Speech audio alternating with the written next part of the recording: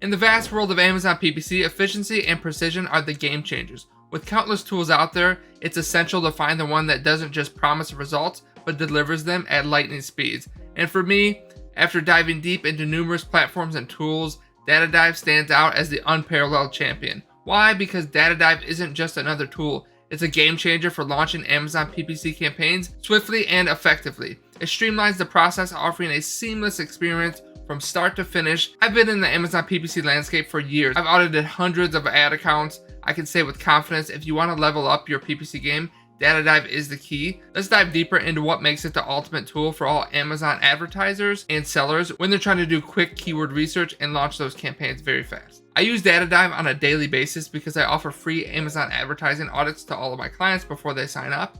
And it's my #1 favorite tool. It gives a great dashboard and allows us to launch PPC campaigns extremely fast. So keep on watching this video and let me know what you think about it. Now that we're in the video, the first thing I'm going to do is pick up my main keyword that I want to focus on. Now I keep going back to the same one for these videos, garlic press stainless steel, right? That's my product.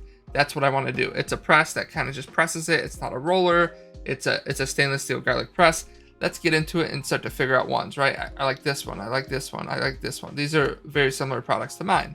So what I want to do is open up my Chrome extension, which is going to be up on top here, or I can just click this DataDive feature here, and it's going to open up the DataDive box. Now, once this is open, you're going to get an option on a bunch of different tools. So I go through, the first thing I want to do is sort by revenue. I want to grab the highest revenue products that are very similar to mine, like this one here, this one here. I want to keep going through and grabbing all of these. And when I do that, it starts to add to my niche ASINs selected here in this list down below. So I'm just going to keep scrolling through the list. So as I scroll through the list, I'm going to start with revenue high to low. And what I'm looking at here is which ones are very similar to my product and making tons of revenue. Now, when they're making tons of revenue like this, I'm going to assume they're ranking on some really good keywords to get those sales. So I want to select those products. I'm also going to go organic rank numbered high to low. Now, originally DataDive didn't have this as an option. I'm so glad they added it. So now I can see the #1 organic ranked at the top of the page. A lot of times I'll increase the sponsored brands one too, because sometimes it will pick up, they may be in their sponsored brands, they may not be. I want to also see their revenue if they're ranked really high with sponsored brands. Anyways, I'll go through, select all the products that I want. It'll add them all into this niche ASINs selected. I can't go past 30. I like to grab as many as I can to get a very complete list of very relevant products to mine. If it's not relevant, I do not add it. Now, this is for getting the most niche down keyword list for my products, ones that I could definitely get sales on. I'm going to get very high conversions on. Select all those. I'm going to hit this dive button. I'm going to name my dive. I'm going to go ahead and hit the button, and then it's going to go ahead and create the DataDive for me. Now let's jump into that. So this is the DataDive dashboard. So you're going to see a couple different things here: opportunity evaluation, competitor search volume strength, all this other stuff, which is going to give you, good information for your niche. But in this video, I'm just covering launching PPC campaigns. So what I want to do is pull this up. Now, there's a filter up here. I could decide the minimum search volume, the minimum relevancy of all these products. I'm just going to leave it at the default here. And I want to start to go through all these keywords, figure out which ones are maybe irrelevant to my product or brand names. So if I see like, garlic crusher tool, right? I could select that. I can get rid of it. Pampered Chef, right? Select any brand names. Anything that isn't super relevant, I don't want to launch my PPC campaigns on. I'll start to grab those. Garlic squeezer makes sense. Vampire garlic crusher, is that what it says? Yeah, vampire garlic crusher. I'll probably get rid of that. Garlic zoom, I'm not even sure what that is. Garlic masher possibly. So there's some of the ones that just really don't make sense. You'll select them all. You'll hit this exclude button. It'll remove them from the list. And the next thing I'm going to do is I'm going to go into this menu over here. And then I'm going to go down and select PPC keywords. It'll bring me to import my master keyword list, which I'm going to do here. And now I'll jump over to that tab. And in this new tab, once I'm in this new tab, I can import my master keyword list. It'll bring all those keywords that I had selected previously. It'll bring them in here. If you're connected into your Seller Central account, it'll bring in your current impressions. It'll bring in your impression share, your impression rank, all this stuff, the suggested bid, an exact broad phrase, the bid range, which is very powerful. I don't currently have this connected into an Amazon account because I have, tons of different clients and I didn't want to share any of their info in this video. So scrolling over, this is what we want to see. We want to start to see which campaigns are going to be launched. So this is the include in campaign. I do want all my exact match ones being launched, and DataDive specifically will start to select phrase and broad ones that they think should be launched. Now, I really always select my most relevant ones as well, because those are most likely going to have much better performance than these broad ones like garlic press. Now, garlic press can get the same keywords as stainless steel garlic press can, but most likely stainless steel garlic press is going to give me a much better kind of narrowed down niche, narrowed down kind of scope of the keyword, because I'm only going to look at other keywords that contain stainless garlic press here, and that's going to normally get much better conversion rates than just garlic press. So I'll go through and add those to broad phrase as well on my main keywords, and then kind of let these other ones help me find the other ones. So garlic press stainless steel, you could type in stainless here or any other metal or anything like that, and quickly filter out all the keywords that you want to add them in there, phrase and broad. And then you get down to the product targeting level down here. DataDive is going to automatically select all the products that you had in the dive that you can start to target. And then if you scroll to the right over here, you can see the keywords that will be launched in exact, in broad, and phrase. So scrolling to the right, grab this.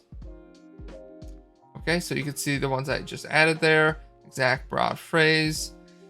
And then the next step is going to be, and you can also see this keywords that don't overlap column, which we don't have any right there. And the next step is going to be to come into here and go to PPC campaigns. And then once you're there, you're going to get a dashboard that looks like this. The first step you want to do is add your SKU. Now, if you have multiple SKUs, I will show you how to do that in another video, which I've already recorded, and we'll put it right here up above or at the end of the video. All right, so we got garlic pre is my SKU, garlic dash pre is my SKU. All right, and then we want to get into exact. Do I want to generate exact match campaigns? I make sure this button is clicked, and yes is the case. Don't combine keywords whose search volume ratio is more than X. So they used to have search volume, which I did prefer it that way, because right now I could put 1 in there and it's going to make them all single keyword campaigns. If I put 2, I can get the top search volume ratio ones like garlic press, garlic mincer. Like here's one campaign, here's one campaign, here's one campaign with 3 keywords, one campaign with 4, 5 keywords, and then the rest will be 5, because I did this max keywords per campaign is 5. That's what I like to do at my business, and for my personal brands, I like to do max keywords 5 per campaign. That's just what I've tested to really get a good mixture of targets across the campaign. Now these are for keywords with search volume. If I'm launching just campaigns that I'm just going after misspellings and just trying to grab tons and tons of keywords using keyword generation tools that are just going to generate random keywords, those I don't care if there's 5 keywords per campaign. I'm not expecting them all to get impressions. But for the ones that do have search volume, I like to run about 5 targets per campaign. And on my top keywords, I like to do 1 keyword per campaign. And that gives me a lot more control. So I could have control on my bid, my budget, and my placements on the single keyword, which allows me to tweak it to get the max performance out of each keyword. Going down, we want to put the campaign start date. Now you could stagger these if you want, which I can show you how to do. You got your campaign daily budget. I think $10 is fine if you're getting started. Now, if you are an established account that you have good branded search volume, you have the budget to kind of throw it, maybe start off with $50, $100 per campaign, and that will really get the momentum going a lot quicker. This $10 per campaign, if you're kind of budget conscious and you don't want to, just spend tons of money right away, you might not have a great conversion rate. This is a good way to go. Then once you start to get that data, then you can tweak the campaigns, all right? And I've talked about my PPC optimization in separate videos. All right, so we got your ad group default bid, which doesn't really matter to me for the most part because we have a keyword bid also in here. Now, if you didn't have a keyword bid, it would default to this ad group bid, which we don't really need. So let's just pretend my bid range is, between 20 and 70 cents. Maybe I put it at 67, and that's fine. Now you can select a couple different options here for the bidding strategy. Dynamic bids down only. What that's going to do is allow Amazon to bid up to your bid or beneath it, right? It's like an auction. They could say, hey, I'm willing to spend up to 67 cents per click, but if I can go cheaper, let me go cheaper. And that's what dynamic bids down only is. Now, if you select fixed bids, Amazon will, make you spend 67 cents per click. But what this allows to happen is if you are an unproven target, in the beginning, I do like to use fixed bids, tell Amazon, they kind of push it a little bit more, get me more impressions because I'm willing to spend more money. So that's a good way to do it. And dynamic bids up and down, I don't really use this as often just because I don't like to give Amazon the total control, because what this will do is it'll allow Amazon to bid up to 100% more than my bid. So if I have a 67-cent bid, Amazon will be allowed to bid up to $1.34, which is double that 67 cents. Okay, so you want to be really careful with that one. I suggest launching into fixed bids and then eventually switching to dynamic bids down only, or launch into dynamic bids down only if you're more worried about saving that cost per click. All right, let's jump over into the product targeting. Now this one, you could do don't combine keywords whose search volume is more than, you could use that same ratio. I'm just going to launch 5 targets per campaign in these. You could do the same thing. If I put 1, you're going to see it's going to jump to single product targeting for some of these. Actually, no, these ones it's not. Oh yeah, 1, 2, 3, 4, 5. Yeah, it's gonna, all these are in single. If I go to 2, it goes to, usually 5 targets per campaign with the most of these, right? Now, let me know if you guys have another strategy for this. I haven't completely figured out this whole search volume ratio thing. All right, and I would love to have a little bit more control to tell it based on that search volume how to do it, because it's just not working the best. All right, 5 keyword targets per campaign. We get the date, budget again, another 67 cents, dynamic bids down only. We're going to generate these. Let's jump over to the phrase match here. Same thing, I did the search volume ratio of 2. We got, one single keyword campaign, then a double keyword, triple, and then 5 keywords per campaign. And this one is a phrase match. So I usually like to go a little bit under budget with the phrase and bring my bid down a little bit more. So then we go into broad match, same thing. I'll bring my bid down even a little bit more because, just like it says, it's more broad. It's going to go after more keywords that are a little bit broader than these other ones. And once you get that under control, once you start to add some negative keywords over time, that'll really help to kind of narrow down those campaigns and get them performing at their best. But with broad phrase and auto, you usually will get cheaper cost per clicks. So if it's working, really start to increase the bids and budgets on those pretty quickly. All right, and then we got our auto. Now with the auto campaign, whether it's the legacy bulk files or if it is the new format, they actually launch differently. So as you see here, legacy format, I could launch 4 auto campaigns. And what we like to do, and what DataDive also recommends, is launching 4 auto campaigns, 1 for each automatic targeting group, which you have close match, loose match, substitutes, and complements. And once you launch these auto campaigns, them being in their own campaigns allows you to control the bid, the budgets, and the placements on an automatic targeting group level, which allows you to have a lot more control. And that's why I like to do it, and that's why they have it here. But looks like with the new format, it doesn't really work. And I haven't really tested it out that way. It doesn't take a ton of work to launch 4 auto campaigns in your campaign manager either. So that's also a viable option. Now I'm going to keep uploading them with a legacy format as long as Amazon lets me, but soon they're supposed to be phasing that out, which I'll get into. All right, so I'm going to launch my autos. I'm going to show you what it looks like in the new format and the legacy format. And the last thing I want to go over is this campaign naming template. Now, ad type, match type, start date. This is exactly what it's going to look like. SP for sponsored products, exact, and then the date. I do like to add those in there, but I also like to give my custom naming convention, which it doesn't allow me to completely select here. I'll leave it at this date format because that's the same date format that Amazon uses. I like to keep it very similar. Let's jump into the campaigns and look at that naming convention, look at what the file looks like, and I'm gonna show you exactly how to make some quick changes and then upload it. So this file here is the new format, and I just quickly added a filter here, selected all, and added a filter so I could filter through it. Now, as you see here, there's this operation column. In the operation column, you have to put what you're doing to the row here. So this is creating. We're creating a new campaign. We're creating an ad group, creating a product ad, and we're creating a keyword. And that's why you see create in all 4 of these columns. If we're updating an existing campaign, it would say update. If we're archiving one, it would say archive. Those are the 3 options, I believe. So getting into it, that's, you have to have this operations column with create in the new format. And let's get into the naming convention. Now, I like to change up my naming convention a little bit, and I do have another video that I'll add and show you exactly how to do that. So click on that, go check that out. So I'm not going to go through in this video, but looking over here, we have the entire file, right? Say you don't want to launch all your campaigns at the same time. You can filter out this. Let's get rid of blanks, and you could change the dates. So maybe you're launching some this week, some next week. You don't have to launch them all at the same time. It's especially like maybe we'll stagger our exact match campaigns over time if you don't want to spend too much money. That's one way you could possibly do it. Now you're going to have to remember the first campaigns with a big search volume, those are most likely the ones that are going to get tons of impressions and spend a lot quicker. All right. So going through here, everything's ready pretty much. I just want to make a couple tweaks. I want to show you what it looks like. So if we scroll over, you're going to see dynamic bids down only. You're going to see, the bids, the keywords, the match type. And one thing I'm going to do is I want to get rid of the negative keywords, because what DataDive does, which I don't really agree with, is they add negatives ahead of time. Now, if you're not familiar with negative keywords, what this will do in each campaign or ad group that these are added, it's going to say, hey, don't show up for this keyword. So in the phrase, the broad, and the autos, it's going to say, hey, I already have these in exact, so don't show up for those.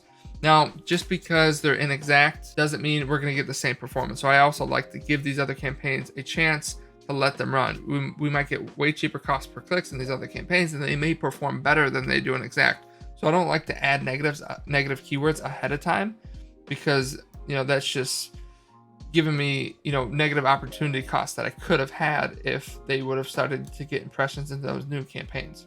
All right, or not those new campaigns, but those other campaigns.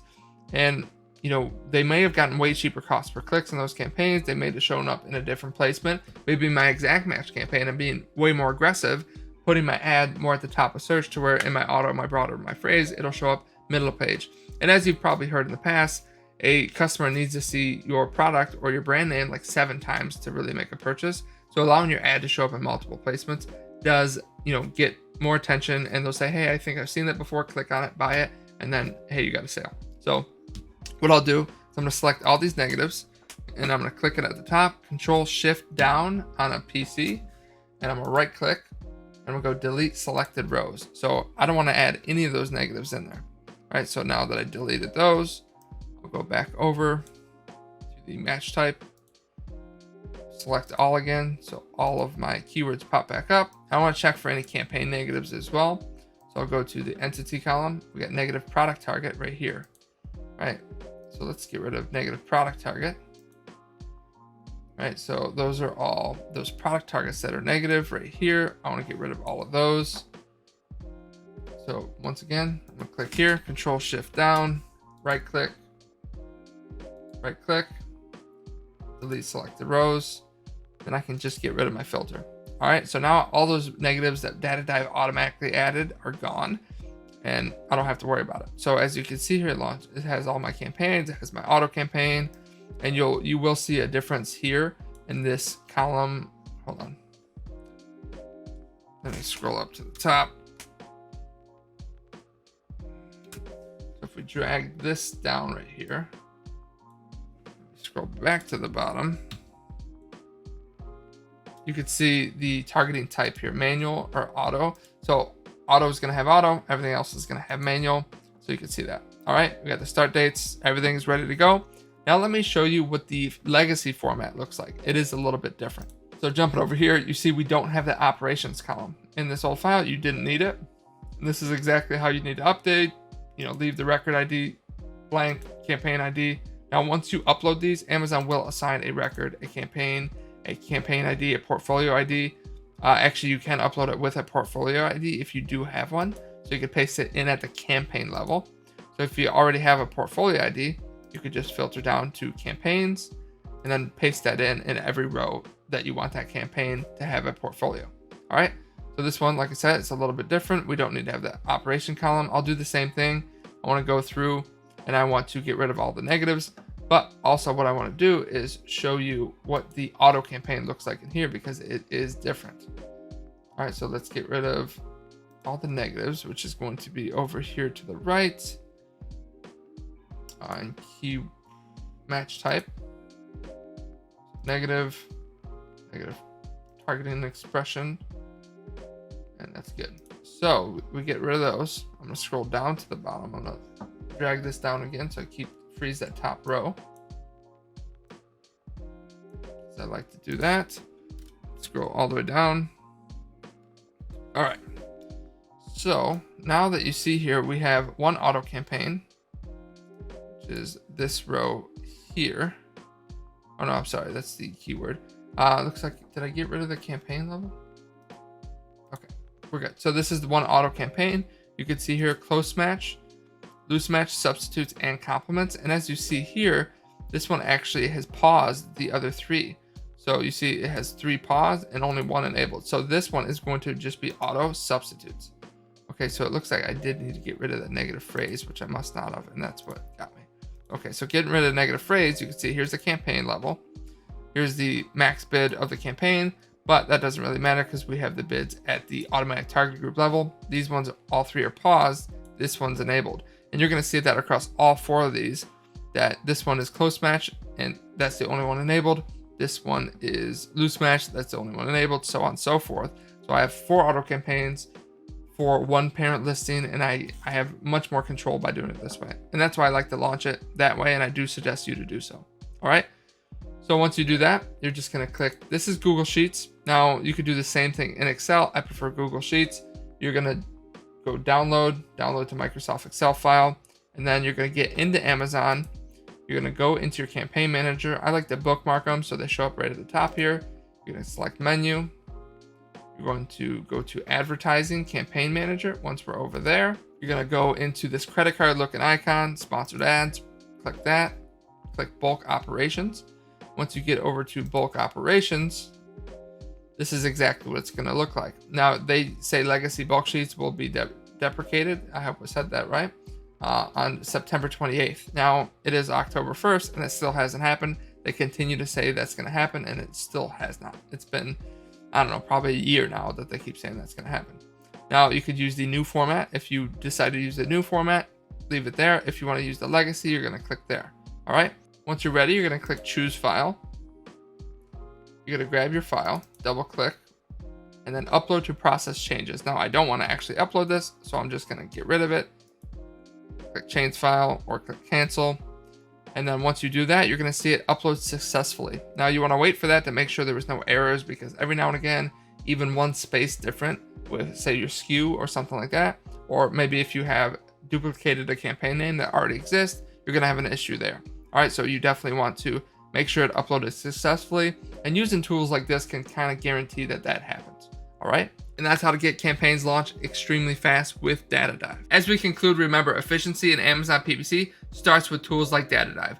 Thank you for joining me, Andy Craig, today. If you found value, give a thumbs up and subscribe. Stay tuned for more professional Amazon tutorials coming your way. If you like this video, please put a comment below. Ask me to make more DataDive content. If you're interested in using this tool, there's an affiliate link down in the description that gives a little kickback to the channel and allows me to create tons more content like this.